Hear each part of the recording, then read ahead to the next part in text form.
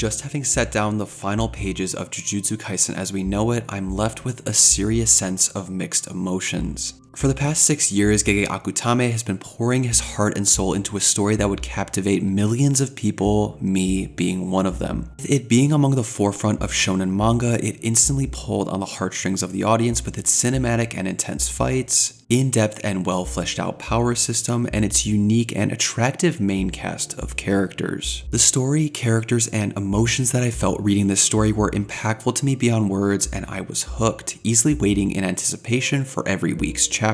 But despite all of these positive emotions and excitement, I found myself at times disappointed at how Gege chose to express his world and story. With the complex nature of the world that he constructed, I always thought to myself that we were owed an explanation on characters' backstories, hanging plot threads that were left to interpretation, and confirmation of missing characters who we hadn't seen in a while. Due to this, my outlook on Jujutsu Kaisen kept wavering week to week from excitement, hope, and sometimes disappointment. Nonetheless, it's undoubtable that the story left a profound impact on me and one that I thoroughly enjoyed with all my heart. Therefore, I want to take today's video to discuss my thoughts on the entire series, not just revealing all the best parts, but also the bad. So if you guys are ready to give this great story the send out it deserves, sit back, relax, and enjoy as I discuss all things Jujutsu Kaisen. The good, the bad, and the disappointing.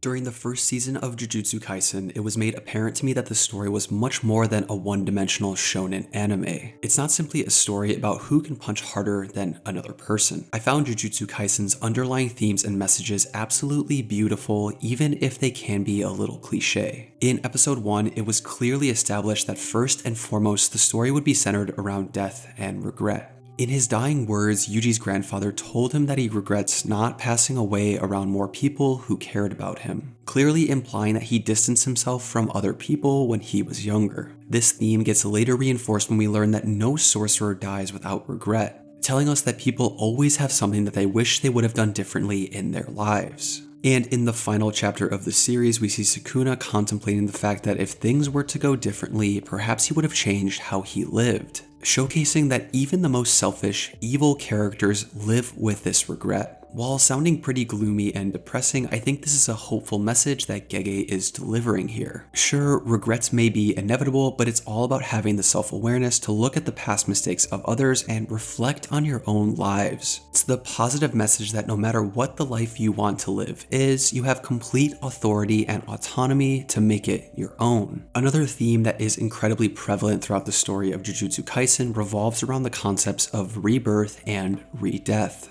with Yuji swallowing Sukuna's finger, thus causing the rebirth of Sukuna, to the death of Yuji, Toji, and the death paintings, all for the second time, as well as events like the rebirth of Satoru Gojo when he finally ascended to becoming the strongest. The series is littered with events that showcase those who are gone are not gone forever. Another theme is the clash between traditional and progressive thinking. While not the most original idea, it makes its mark in Jujutsu Kaisen to me for being memorable. It was Gojo's entire goal throughout the story to carve out a new future for his students to create an age where sorcerers are recognized for their strengths and not simply their bloodline. It was an effort to overthrow a discriminatory, flawed system that at the end of the day led people like Suguru Geto to defect from Jujutsu society and Gojo to lose his best friend. But the last and most important theme is absolutely the most profound in my opinion, and that's finding your purpose in life. The question of why are you here?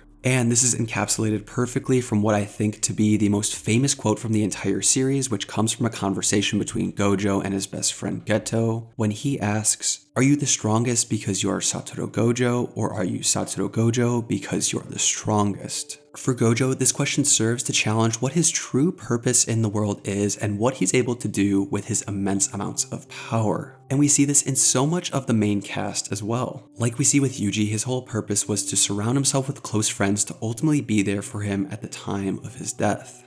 Megumi, lost and aimless, lived a life meant to provide for his sister and care very little for his dreams, himself, and his goals. And this dichotomy between these two main characters isn't any more apparent than when Todo asks which girl their type is. On the surface, this question is incredibly silly, weird, and borderline inappropriate, but it illuminates the difference between Yuji and Megumi's purpose, goals, and ambition. Yuji, someone who knows exactly where he wants to go in life, answers this question wholeheartedly without hesitation or much thought. Megumi, on the other hand, answers this question hesitantly, giving a vague nondescript answer, directly paralleling his path forward in life. And it's not only the protagonists that reveal their answers to these questions of purpose, but the villains do as well. Suguru Geto, someone who had really no goal or aim when we met him in the beginning of the series, transforms into someone whose purpose is to destroy humanity that brewed from his resentment towards Toji Fushiguro. Mahito, one of the most vile villains in the series, manifests his purpose in destroying all of humankind and taking absolute pleasure from it. The direct opposite of our main protagonist, Yuji. And it's this purpose that I believe leads to the appeal of the wide cast of characters, emotions, and deep moments that the series and story has. However, that's not to say Jujutsu Kaisen is a masterclass in all aspects along its journey. I think the series as a whole suffers from pacing issues that leave you on the edge of your seat during some arcs while unsure where the series is headed during others. And of course, most recently, I think the ending of the story wasn't as well done as I think it could have been, choosing to focus on the miscellaneous slice of life elements of the show without considering the major plot threads that the entire fanbase was curious about. Another such example of pacing that comes to mind is during the Perfect Preparation arc. Keep in mind that this is during a time when the Jujutsu High students are coming to terms with what just happened during the Shibuya incident arc and the state of the world moving forward after Gojo had been sealed.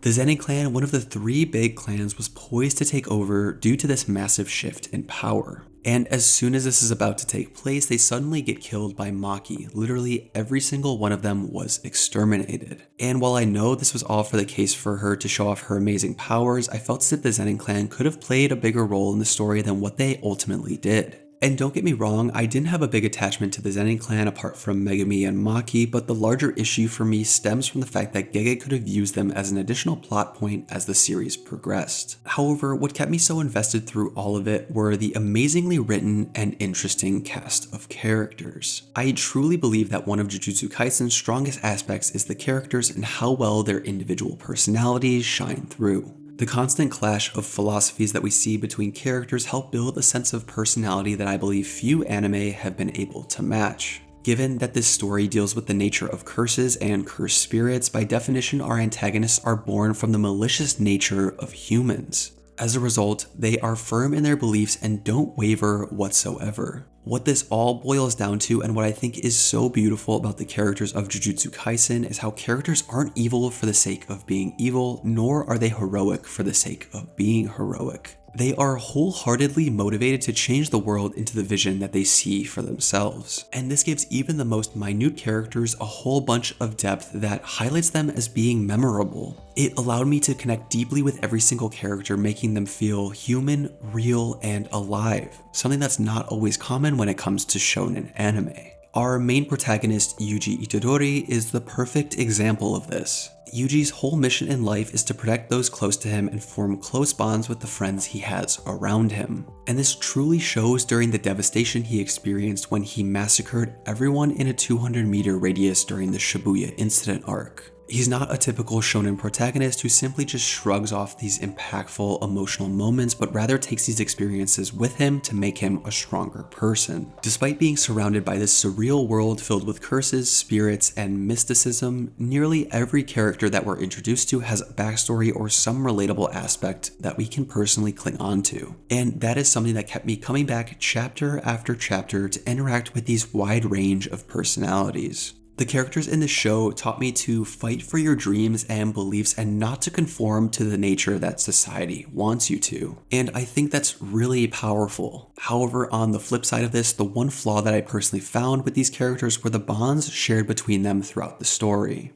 For a couple of exceptions, it felt as if the dynamics between each character weren't emphasized as much as it should have been. Of course, the relationship between Gojo and Geto is done incredibly well, as is the relationship between Yuji, Nobara, and Megumi, but the dynamics between other characters felt flat in comparison. I wish Gege spent more time between the action moments in the series to really delve into the relationships between characters to really elevate the emotional stakes much higher. Speaking of action, this is without a doubt one of the strongest elements of Jujutsu Kaisen. While Cursed Energy takes a lot of inspiration from other manga like Nen from Hunter x Hunter and Chakra from Naruto, Gege still retains his own style and substance to create something new, exciting, and refreshing. The ability to harness the negative energy within you and convert it into a manifestation of your personality, soul, and essence is hands down one of the coolest things I've seen before in anime. And these amazing powers blend spectacularly with one another throughout the fights that we get during our journey through the story. And given that Cursed Energy is essentially a manifestation of someone's personality, the fights basically boil down to a clash of ideals between two individuals.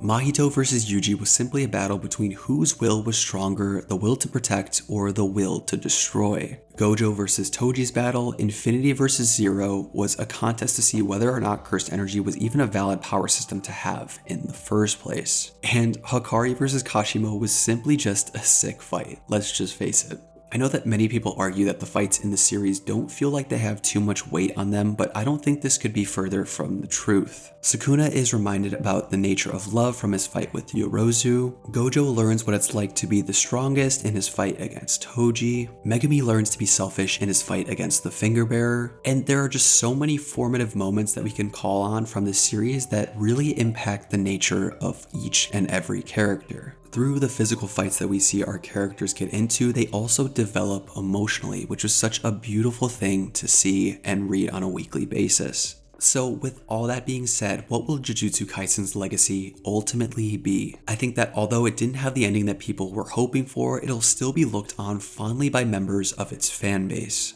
It's a story that emphasizes friendship, creating bonds with others, and pushing forward for the life that you want to see come to fruition. Something that each and every one of us is capable of doing. Despite all of its ups and downs, I think Jujutsu Kaisen was a hell of a ride and a series that I'm truly going to miss. While I tried to do the series the justice it deserves without rambling on for too long, please let me know your favorite aspects of JJK in the comments. Many thanks for watching, and I'll chat with you in the next one. Stay curious, anime fam. Peace.